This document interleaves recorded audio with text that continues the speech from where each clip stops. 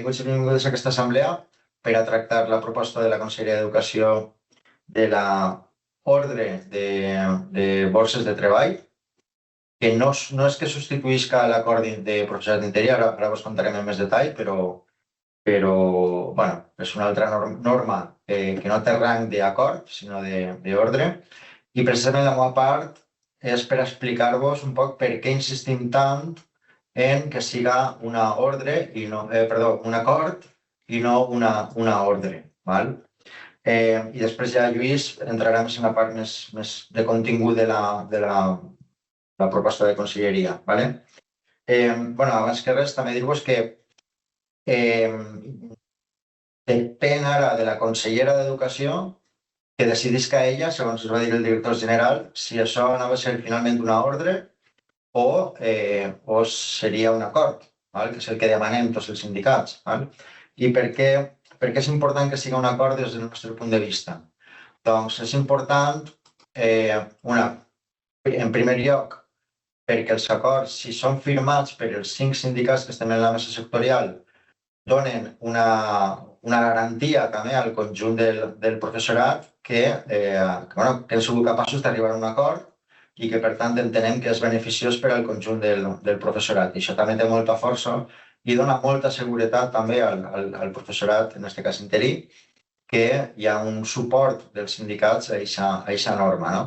En una ordre en camí no necessàriament ha de ser així. Podem estar els sindicats o uns quants sindicats en contra i així tot la conselleria tiraria endavant sense consensuar-ho amb el conjunt dels sindicats. Val? Perquè un acord és això, és una firma que tu fas en la qual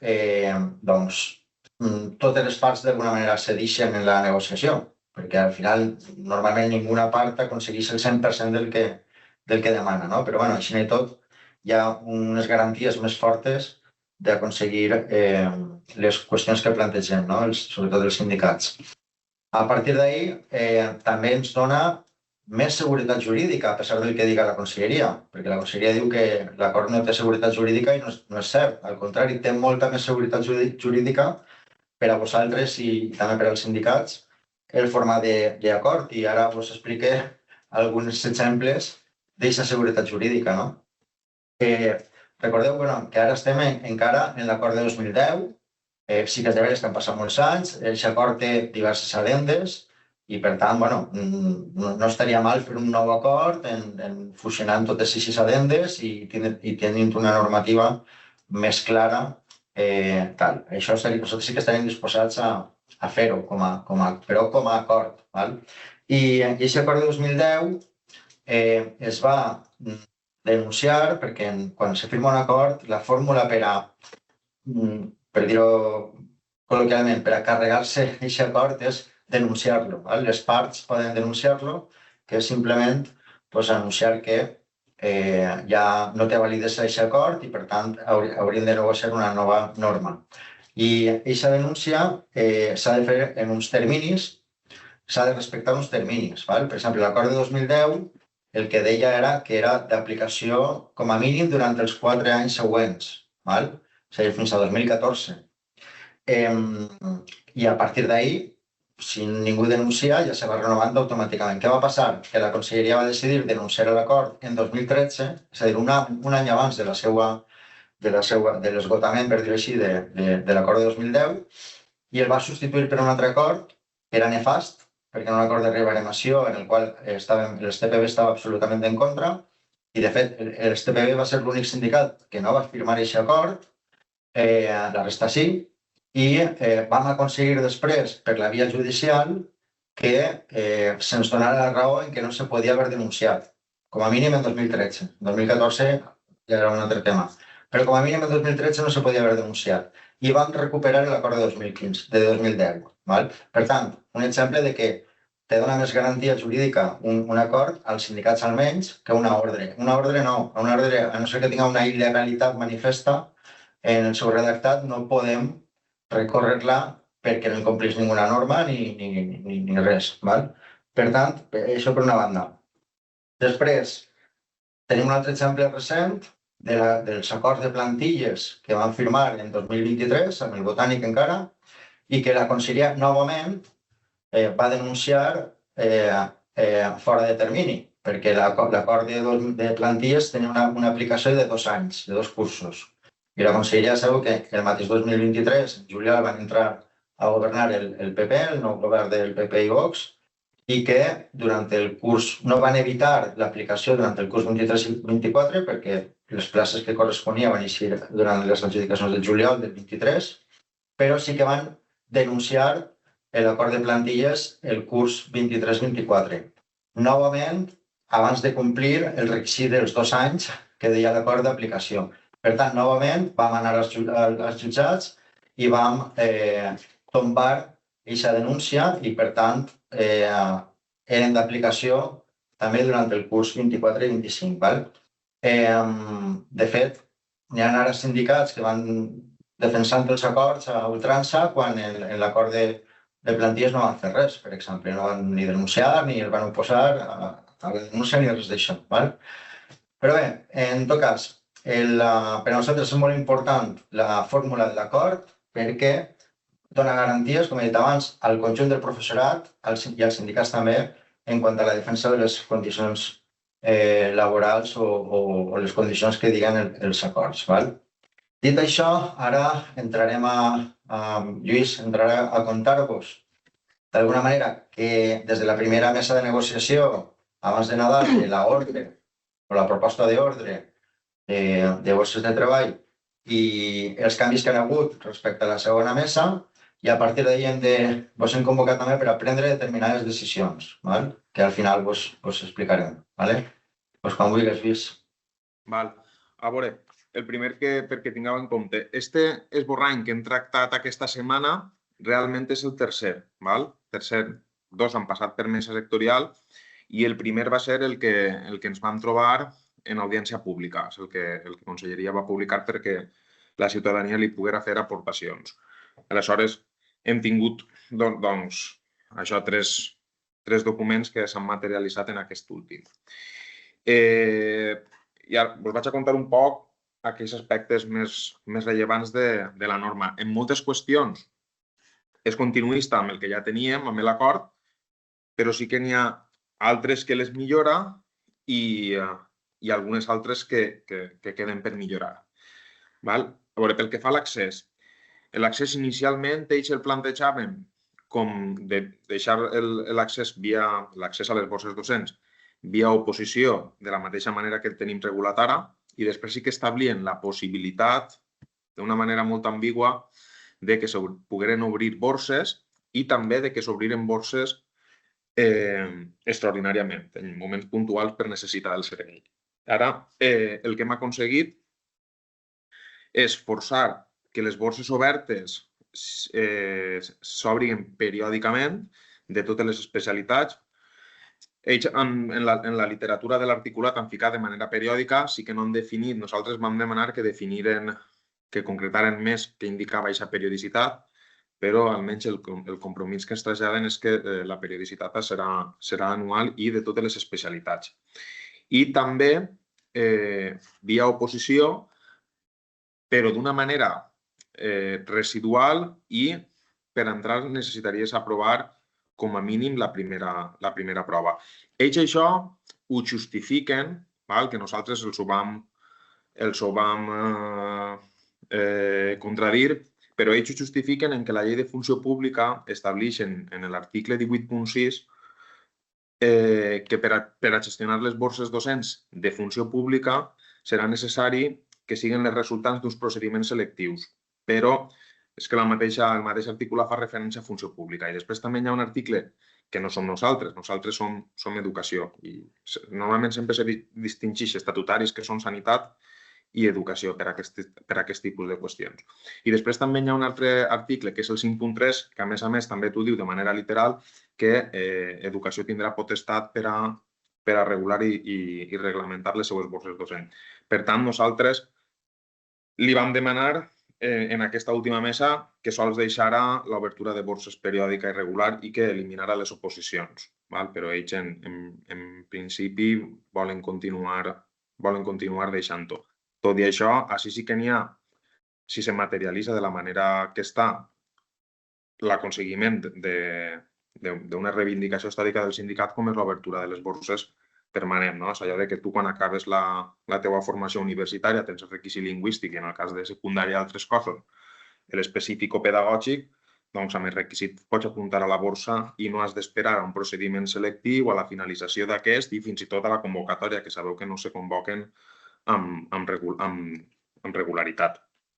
Per tant, en aquest últim esborrany, dues opcions d'accés, les oposicions, l'any que hi hagi convocatòria, i les borses obertes. La definició de les borses obertes seria per un barem, un barem en el que s'ha introduït titulacions acadèmiques, anys de serveis prestats, etc. Després, una altra qüestió important quan parlem de les borses és l'ordenació. Així nosaltres, també en el primer esborrany i en el segon, quedava la redacció un tant ambigua de que s'anara a mantindre l'ordenació i que no hi hagueren rebaremacions sobre el que tenim actualment. I també vam aconseguir que se mantinguera la frase de que l'ordenació amb serveis prestats seria per la data inicial de la prestació de serveis efectiva. És el que coneguem nosaltres col·loquialment com consolidar, que és com s'han gestionat les borses, l'ordenació des dels seus inicis hacia el País Valencià. Per tant, ordenació per a una vegada preste serveis es manté igual com està i per a introduir aquelles persones que no tenen serveis, és a dir, la borsa, per a que ho entenguem, s'estructuraria en dos grans blocs, que és exactament com és ara. Per un costat, serveis prestats, persones que ja han treballat, i per un altre costat, persones que no han treballat, sense serveis. I dintre d'aquest grup de persones sense serveis hi haurien també dos blocs. Per un costat, els que entrarien per oposició i per un altre costat, els que entrarien per borses obertes. Els que entrarien per oposició anirien per davant. Si tu, al llarg de l'any, prestes serveis, doncs en la posició relativa que tu tens anirien incorporant-se per darrere de l'última persona del bloc de serveis prestats. L'actualització de la borsa una vegada a l'any també. Per tant, amb això, pocs canvis. Després, una altra qüestió que també hem aconseguit mantindre és el tema de la desactivació. La desactivació, de la mateixa manera que la coneguem actualment, sense haver de justificar-ho, entrant a la plataforma i activant-te o desactivant-te a voluntat del treballador. També s'han mantès les adjudicacions voluntàries, que és una addenda que vam incorporar a l'acord el curs passat, és a dir, que ja no te poden adjudicar de manera forçosa. Això també és una qüestió positiva i a valorar. Després, pel que fa a publicitat de les vacants, així també vam demanar que s'establira la possibilitat, que això és una reivindicació també general dels integrants de la borsa, que en les places s'indique la naturalesa de les places, la durada, etc. I en principi totes aquestes dades aniran incorporant-se. I també, per primera vegada, s'introdueix el concepte de plaça de vacant afectada, que ja no aniran comunicades com a substitucions indeterminades. Que això també és una proposta del sindicat. Més qüestions també seria la finalització dels nomenaments. Així sí que no hem aconseguit que, de moment, caldria veure finalment què decideix la conselleria, però no hem aconseguit la part principal, la proposta principal nostra, que era, sabeu que així ara mateix, actualment en el País Valencià, tenim que les substitucions, independentment de la durada, finalitzen com a màxim el 30 de juny, i després que les vacants finalitzen el 31 d'agost, sempre i quan hagin sigut la presa de posició abans del 31 de desembre. Això genera algunes disfuncions i algunes discrepàncies que no són massa justes, com per exemple una persona que agafa una plaça en setembre, una substitució, i per la raó que siga va concatenant els mesos i finalitza el curs, no té dret a cobrar el mes de juliol, deixa el centre també en un període laborable i se li acaba el contracte, però potser agafes una vacant en desembre que treballes menys temps i sí que pots cobrar juny. En total, en definitiva, nosaltres el que demanem així és, com se fa en altres territoris, que a partir de 150 dies treballats, que són 5 mesos, tingués dret a cobrar el mes de juliol. El que sí que hem aconseguit és que també en aquesta redacció s'incloguen les vacants afectades, que és un tema que genera tots els anys molts problemes pel que fa a la durada d'aquestes places, perquè no estava ben redactat, no estava ben inclòs en la redacció de l'acord i, per tant, hi havia anys que, cobrint a les mateixes persones o al mateix tipus de plaça, per exemple, alliberaments sindicals, polítics, comissions de serveis especials, que són bàsicament allò que fa referència les vacants afectades, doncs, depenent de l'any, del criteri que s'utilitzava en la direcció territorial, algunes finalitzaven el 30 de juny, altres el 31 d'agost, etc. I ara sí que s'ha aconseguit que en la redacció s'incloguen les mateixes característiques que les vacants, que això també seria una cosa positiva. I, en contrapartida, el que ha fet la conselleria, perquè ells al·ludeixen que no poden canviar la finalització dels nomenaments, que és una qüestió pressupostària, econòmica, però han volgut deixar la porta oberta en una disposició al final de l'ordre que sí que faculta, a través de la negociació col·lectiva, a l'administració a millorar la finalització dels nomenaments en un futur, si és possible. És un xicotet brindis al sol, però sí que és cert que està ahí inclòs en la redacció de l'ordre i també volia comentar-vos-ho. Després també, altres qüestions importants és que se manté una disposició transitòria l'adjudicació de difícil cobertura. És a dir, l'administració té la voluntat, per dir-ho d'alguna manera, d'eliminar la difícil cobertura. Què ocorre?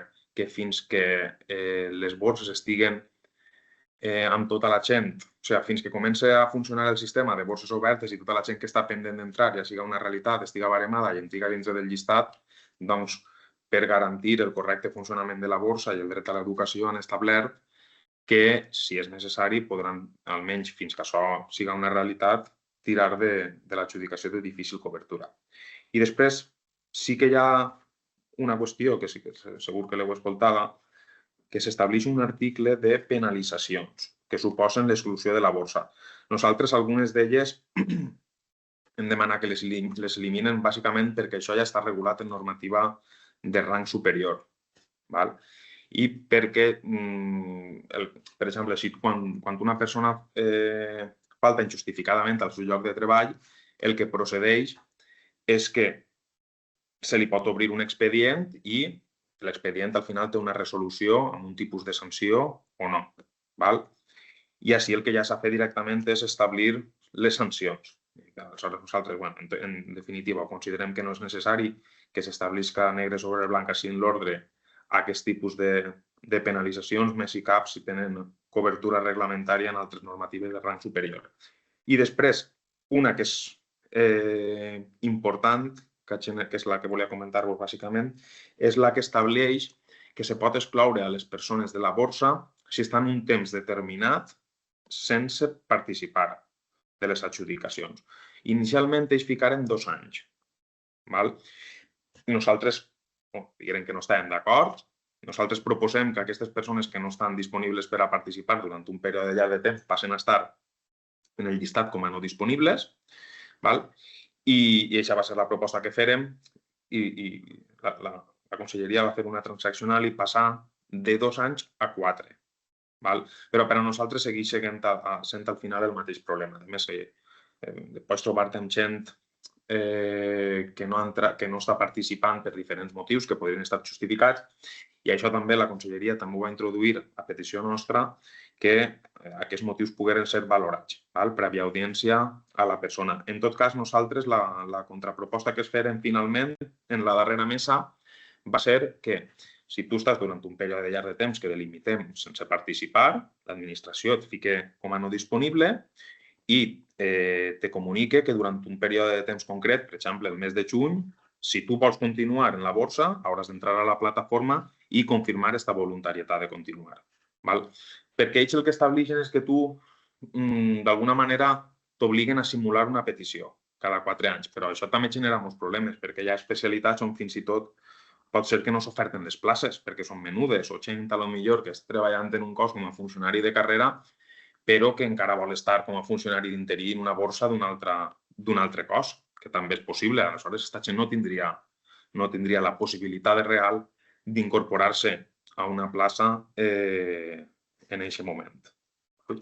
I jo crec que bàsicament és això. Després, s'han introduït algunes qüestions també, que estan bé, que s'introduïsquen a petició nostra, com per exemple que quedarà per escrit que quan hi ha un canvi de situació administrativa del titular de la plaça, però que se concatenen els dies, que no hi ha una interrupció del contracte, però que hi ha un canvi de situació administrativa, doncs que el titular, que el substitut puga voluntàriament i sense penalització decidir si segueix en la plaça o no, ja que com que es genera un nou contracte en el canvi de situació administrativa, doncs això que la persona tinguera aquest dret, que sabem que s'estava acceptant en les direccions territorials, perquè al final s'està generant un nou contracte en el que poden obligar a agafar-lo, però no estava reglamentat.